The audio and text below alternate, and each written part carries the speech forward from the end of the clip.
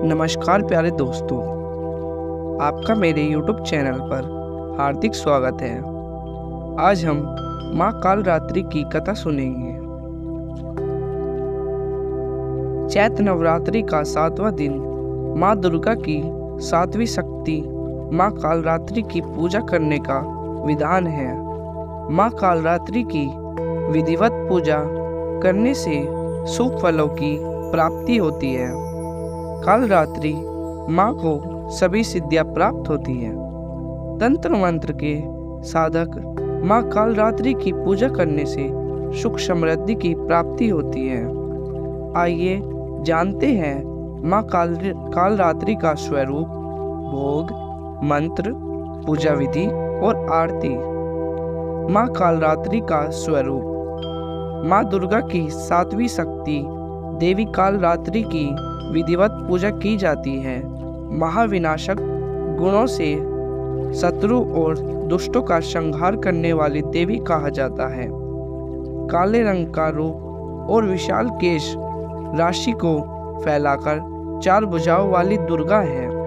एक हाथ में शत्रुओं की गर्दन और दूसरे हाथ में खड़क तलवार से युद्ध स्थल में उनका नाश करने वाली कालरात्रि अपने विराट रूप में नजर आती है। दैत्य रक्तबीज का किया वध। जब दैत्य शुंभ, निशुंभ और रक्तबीज ने तीनों लोकों में हाहाकार मचा रखा था, तब इससे चिंतित होकर सभी देवता शिवजी के पास गए और उनसे रक्षा की प्रार्थना करने लगे। भगवान शिव ने माता पार्वती से राक्षसों का वध कर अपने भक्तों की रक्षा करने को कहा। शिवजी की बात मानकर माता पार्वती ने दुर्गा का रूप धारण किया और शुंभ निशुंभ का वध कर दिया। माँ कालरात्रि पूजा विधि। नवरात्रि के 7वें दिन सूर्योदय से पहले उठकर सभी कार्यों से निवृत्त होकर स्नान आदि कर ले, अर्थात सूर्य उगने से पहले सभी कार्यों को पूर्ण कर स्नान कर ले और कलश स्थापना के बाद माँ दुर्गा यानी माँ कालरात्रि की विधिवत पूजा करें। फूल माला, सिंदूर, कुमकुम, रोली, पंचमेवा, फल, मिठाई, गुड़ से बनी चीज आदि को अर्पित करें। इसके बाद घी का दीपक जलाने के साथ धूप जलाकर मंत्र, स्तुति, चालीसा आदि का पाठ करने के बाद आरती कर लें।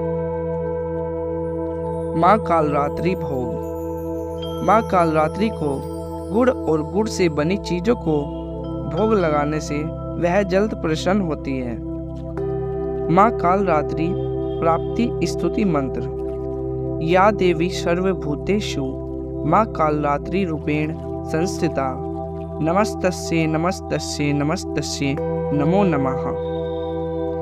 प्यारे दोस्तों, मैं आपको माँ कालरात्रि की आरती डिस्क्रिप्शन बॉक्स में दे दूंगा। वहां से जाकर आप माँ कालरात्रि की आरती का आनंद उठाएं।